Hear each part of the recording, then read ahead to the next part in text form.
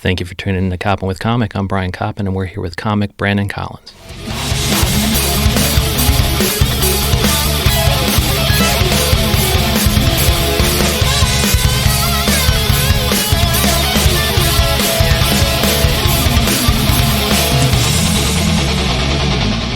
Brandon Collins, how the hell are you? I'm good, man. Just woke up, watched some old Simpsons episodes, so I'm in a good mood. Dude, well, we're going to transition from Simpsons to movies, and It's just going to be a seamless transition because your podcast, Medium Popcorn, is movies, right? Yep. We review movies new and old. We're Rotten Tomatoes certified, so that means like every movie we review on the public stream gets added to Tomato Meter. So like recently we reviewed Cats, we just added to the rottenness of that shit. Or like we're gonna like do a few older movies, like we got Nacho Libre on the deck. We got a bunch of other stuff, so like that's going to also be added to Tomato Meter. That's pretty sweet. Which is cool. Like, did it take a while to even get onto Rotten Tomatoes? Well, the thing is, they reached out to us. So like after about 2 years, they reached out to us to say, hey, like we're looking to diversify the critical voices of film and cinema. And we love for like you guys to join the ranks, and we're like sure. To be honest, besides like being able to say we're Rotten Tomatoes certified and like having our own page on Rotten Tomatoes, it hasn't really like reaped any like specific rewards or anything. But it's still pretty cool to do that, and like it kind of like legitimizes us in a way. Yeah, and then who else are you kind of doing that with? Is there other comics on there, and do you bring on guests, or is it just kind of the same roster? Myself and my close friend Justin Brown, we co-host together. I've known Justin for about 12 years now. Like we were talking about that the other day because College Humor recently closed down. That's how we met. We met on a College Humor shoot in Staten Island, like back in the late 2000s. And so, like, I have a soft spot for College Humor, even though I haven't worked with them in a long time. And so we occasionally have comedians on to like talk about their favorite movies or like to do a specific film with them. But we also like get random guests, like that maybe like for instance, we had a porn star on to talk about Boogie Nights. We had a stripper to come on and talk about Showgirls. So we sometimes try to like do like industry folks that like can talk about like really being in these like professions. So like we're not just talking from a point of ignorance or what the movie's displaying. Yeah, actually trying to like have some accuracy there. And you not only have a large number of quality comics in New York City, but you also kind of have enough industry to make it interesting. Exactly. I mean, it's not LA, but it's pretty far up there. There's Koppen Astoria Studios in South Astoria, and that's how we shoot and stuff. That's right by my work. And so you mentioned Boogie Nights, and that's kind of, well, before we get into our favorite movies and what makes a movie a favorite or a best and the difference between them, where do they find Medium Popcorn? iTunes, Stitcher, Podomatic, Spotify. We also have a Patreon page, which has 100+ hours of bonus episodes and live episodes we've done. Oh, cool. And only Patreon patrons, is that what they're called, would get access to that archival material? Yep. On our site, we call them Patriots. Cool. They are Patriots. Yeah, my friend Justin just came up with that. But like if you sign up for Patreon, you get a special name drop from Idris Elba. Oh, my gosh. He's a friend of the show. Not the real Idris Elba. Like my friend Justin just does a really good impression of him. But our goal is to eventually get Idris on the podcast. But if you will it into existence, it will happen. I think they just said a Ned Flanders metal band got onto The Simpsons, or the people from The Simpsons reached out to. Hilarious. And why not? Because if it's funny and it will show that you're kind of hip and in tune with the common people, I would think Idris Elba would come on and at least I don't know, do a remote or just send you a little sound clip to throw on there. That'd be hilarious because you guys would use it all the time. I would Absolutely, yeah. I mean, it would be amazing to get him on. We're in talks to like do some festivals this year. So based on the talent that's put on those festivals, it's not too far removed from Idris. So it is possible like we could make some moves to try to get him actually on the show within the next 2 years. And so that would be kind of you doing, maybe even recording the podcast at the festival, but you would review all the movies in the festival and maybe, talk to some of the directors and actors who are starring in some of those. We've done that before. Like when we do like coverage for like Tribeca Film Festival. We recently did New York Film Festival. For Tribeca, occasionally we get like, to interview like some directors about their projects that are either in Tribeca Film Festival or like it's just a good time for like PR reps to like get the word out about their films. Yeah. So we've done that before, or had like talent, and that's been fun. But It'd be cool to get like on like some of the bigger scale movies. So we're like looking into like actually getting part of press junkets and being a part of that. Like most recent one was Tribeca Film Festival. They featured a Wu-Tang documentary that was shown on Showtime, and we actually got to interview Wu-Tang. Oh wow, which is amazing. Like we were in a room with RZA, and it was just like his energy was awesome. So just being able to have opportunities like that has been like really cool. Wow, yeah. So high energy. So they are in person as they are on microphone. I mean, he's like Zen, man. He's like I've never felt like a positive aura, like just like completely I know who I am, I'm very confident, but I also like love everyone. And like that's the kind of celebrity where you're like, oh yeah, you get when people are like, when they come in a room, like you feel their presence. Like he's definitely that guy. Well, he's kind of already done it, and you would hope that, once we've already done it, we can have the confidence to know who we are, who we're not, and that everybody is good if you take long enough to kind of get to know them, because everybody, you're no longer putting up the mask, but you know that everybody else behind their mask, the Brandon Collins, like they know he's a good dude if they just kind of cut through all the shit, and somebody like RZA can do that. Yeah. Now, into movies and favorites and best and things, what makes, because you mentioned Boogie Nights, and I always listed that among my favorite movies, maybe. That's your favorite Paul Thomas Anderson movie? Well, I don't like Magnolia. There Will Be Blood was great, but I just don't rewatch it enough. And so that's the kind of like me saying favorites instead of best. For me, implies that I can rewatch it over and over. And so for Boogie Nights, that qualifies. What's the difference between a favorite and a best, and how do you kind of separate them? Sure. So favorite, I mean, they're kind of aligned for me. Like it's about watchability. It's about I would say standing the test of time. Yeah. Kind of like where you could go back and it doesn't have like a bunch of like jokes or references about the 90s or something like that, where like it's kind of like timeless to me. Those are the kind of things I look for.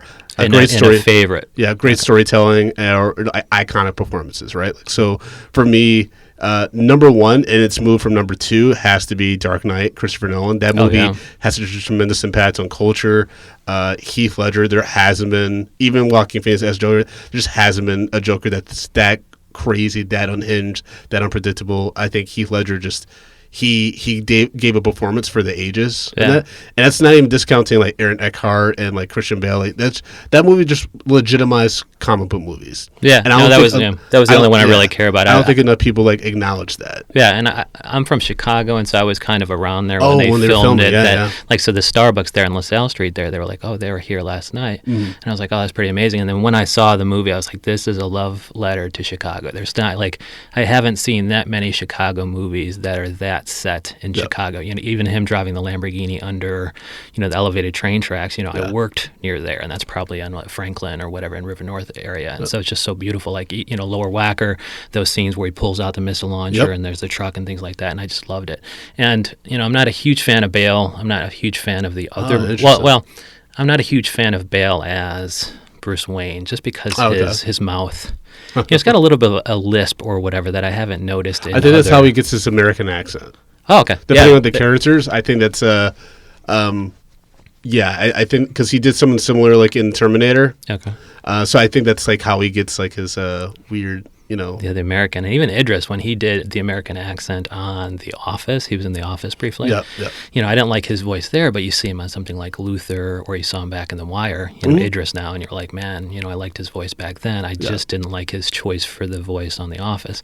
But yeah, Dark Knight was just amazing, and it's super rewatchable. In part because Heath Ledger is the man, but just even some of the Two-Face thing. I like Aaron Eckhart, and I like Christian Bale and other things, but it's just like it didn't stack up to Heath Ledger, and no other of the Chris Nolan Batman thing stacked up to Dark Knight. So I would kind of say that I agree that is just rewatchable like crazy. I will say though, in regards to Christopher Nolan's Batman trilogy, I've rewatched Dark Knight Rises, and yes, it's incredibly long, and there's some weird plot holes. That the one was out east with who's the guy who's Tom Hardy. Who's the Taken guy? My daughter, leave my daughter alone. That Liam old guy. Neeson? Yeah, Liam Neeson. Was he in that one and he was down in the pit, or was that a different one? So that's the flashback, not flashback, but vision of Ra's al Ghul, but Liam Neeson's featured prominently in Batman Begins. Oh, okay. Because he ends up being the main villain. Okay. But Bane, Tom Hardy's performance as Bane in A Dark Knight Rises is still really good. Like he did a completely left turn on like what we've seen of that character in like the comic books and the animated series that I I actually am liking more and more as I watch it. Okay. Yeah, I love Tom Hardy. And what are some of the other ones? And you said that was your number one, or it got bumped down to number two? It was number two, bumped up to number one. Number two now is Goodfellas. Oh yeah. Love a good gangster movie. That's the best one. And some of that stuff, some of the funny Pesci moments, from Casino and Goodfellas, either him with Sharon Stone on a couch in Casino, you don't want to be my sponsor, and they push their head down, and then him just being hilarious in Goodfellas. Some of that funny, violent, or funny sex of Pacino was missing in The Irishman. Mm-hmm. So one of the friends thought, I don't know if I like The Irishman as much because Scorsese is Pesci, and I'm like, I don't know. I mean, it was a totally different movie, but how do you think The Irishman kind of stacked up to Goodfellas? I mean, The Irishman's okay. I actually saw the world premiere at New York Film Festival, which was amazing. I got to see Pacino and like De Niro and Pesci and all of them in a panel, which is freaking awesome. But Irishman's just a different pace. It's a different type of gangster movie that Scorsese's done, and I appreciate it. But the more I watch it, and I watched it in the theater, which is definitely the way to have seen it. Don't watch it on Netflix, but I get there's very little options for a lot of people. Yeah. But when I rewatch it on Netflix, then it's like, oh, even though they de-aged them in the faces, their bodies still move like they're in their 70s. Yeah. And so for me, that kind of took me out of it as I rewatched it, because you're like, oh yeah, the physicality is not quite there. Yeah, so they did have, Pesci especially had that physicality in Goodfellas and even something like Casino. Yeah. Even when he's bebopping and, bing, he's just sitting there gesturing at a bar during one of those long panning shots. You're just thinking, wow. And didn't he's the guy who stuck that guy in the neck. What was that? I don't know if it's Casino or Goodfellas. I mean, he murdered a lot of people. Yeah, but it was like with a pen. He's like, that was a Casino. Yeah, Casino. Yeah. I mean, even that had some more physicality than anything in The Irishman. But he was great, and it's I didn't have to pull him out of retirement even to do that, Pesci. So it was nice that he came out for that. Yeah. And he's like, I had to drop a new album anyway. So yeah, what else is kind of, and then what out of these couple movies and other ones on your top 5 favorites, are they also the best, or what makes, and then what would be your best, and kind of how are they different? There's You mean in best in regards to how they're regarded by critics, or by you with your critical eye? Maybe the rewatchability isn't there, but you're saying that this is the perfect piece of movie making, even though it might be tough to go back to for its maybe it was it's got a couple dated references, or you just can't rewatch it. Interesting. Or is there any, or is it your favorite also your best? Not that I can recall. The ones that I have in my best are very dear to my heart, and things that have influenced my writing or my take on cinema. I mean, I like some really crazy things that aren't regarded as art at all. Good Burger is still one of my favorite comedies, even though it's absolutely insane and trash. Same with The Room. Tommy Wiseau, I think that's one of the. I watch that once every 2 months. I have to just remind myself that the world isn't always terrible, because I could have spent a lot of time making this movie. So I do take joy into watching terrible disasters, but that bring me some weird twisted sense of joy. Yeah, but that would even be closer to favorite than best, I would think. Yeah, I went in there and even something like Talented Mr. Ripley, which I think just celebrated its 20 year thing. The reason why that's rewatchable for me and might be somewhere near the top of my favorites is because it was 2 distinct movies. It was The Rise and The Fall, and both of them were entirely different. A murder happens. Freddie Miles comes on the screen, who's Philip Seymour Hoffman, and just hilarious in that movie. Scene stealer like he was in Boogie Nights. And there was a murder before that, and the movie is just entirely different, where Tom Ripley steals the identity of Dickie Greenleaf, and he's him for the rest of the movie. And so I kind of like that, in that it's totally rewatchable because you're watching 2 different movies. It's like Run Lola Run. You can't watch that more than a couple times, because essentially that movie is them doing the same scenario 4 different times or something. So to see it once is to see it 4 times.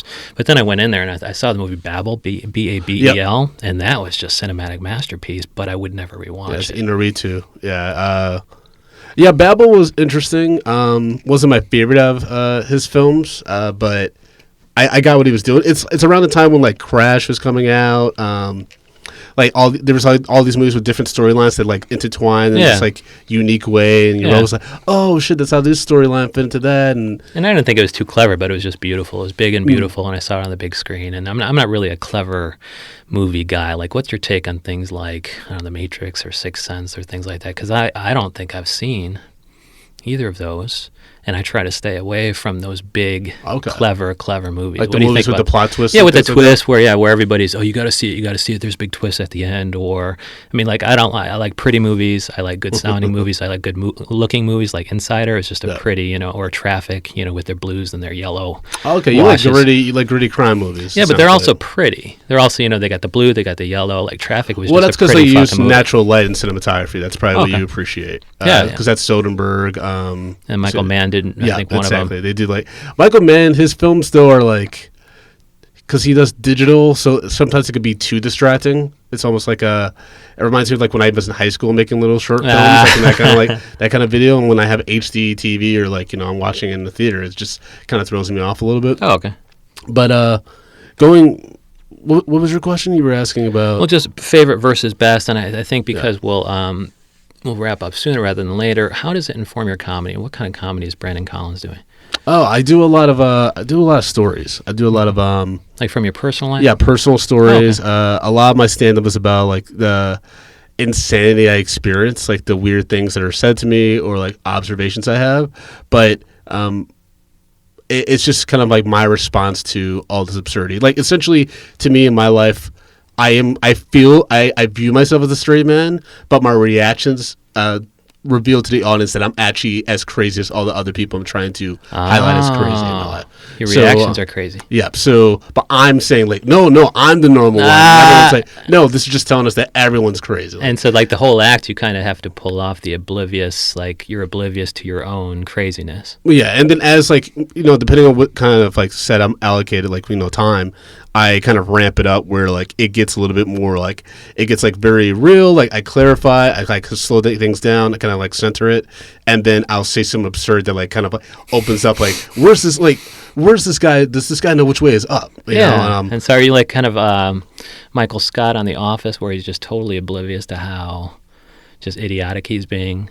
Meaning the audience views you as, like, why doesn't this guy get it that the problem is him? I'm weakening with the audience a little bit. Like, I know, like, I'm out of my mind. Oh, okay. And so, like, I have this long bit I've been working on for a long time that is, I'm finally found the right tag to circle back, like, oh, this really tragic thing, like, was revealed to me about my life and things that, like, I didn't know about myself. Like, so essentially the story's about how I found out who my father was and that he was, like, this, like, acclaimed organ donor organ transplant specialist, and he has a statue in his name in my hometown, and I didn't know that was him, and all this stuff. And then I talk about that and how it, like, kind of, like, worked me a little bit in regards to, like, abandonment and just like loneliness, things like that, and not fully understand myself.